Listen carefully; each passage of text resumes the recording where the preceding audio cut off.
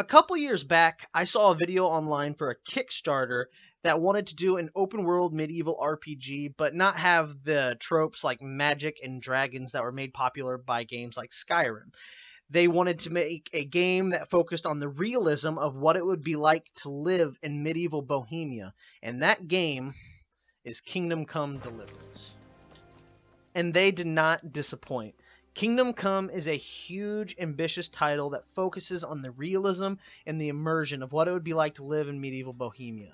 Everything down to the combat and the horse riding is something that takes practice to learn, just like it would in real life. You play as a character named Henry of Skalitz, and at the beginning of the game, you can't do anything.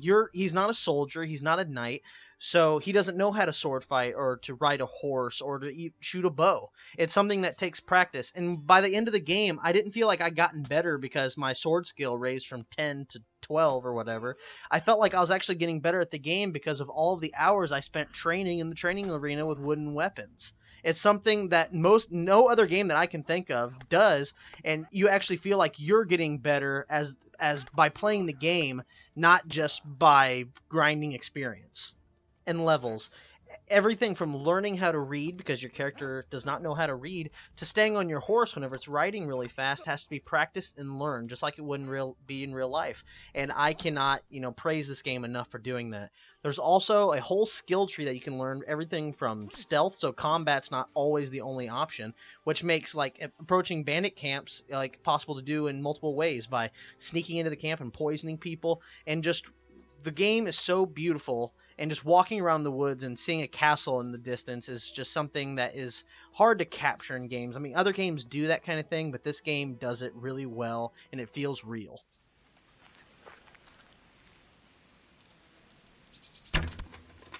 Medieval life was not easy, and that's one thing this game really tries to push with its immersion.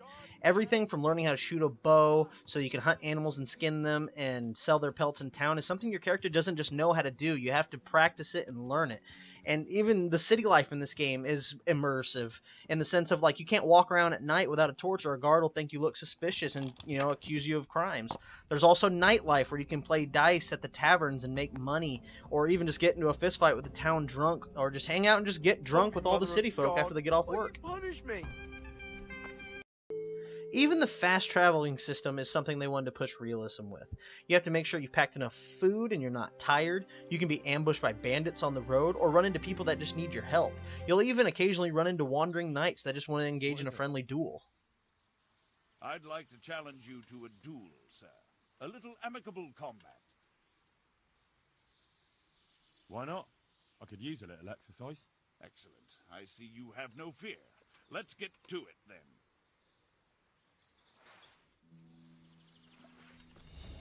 Combat is not something to be taken lightly. At the start of the game, you're going to be getting your ass handed to you by just about everybody, but with the skill tree, there's skills like charisma that early on you can learn that can help you talk your way out of certain situations, or stealth where you can sneak by combatants. But with enough training and practice, you'll eventually be confident in combat.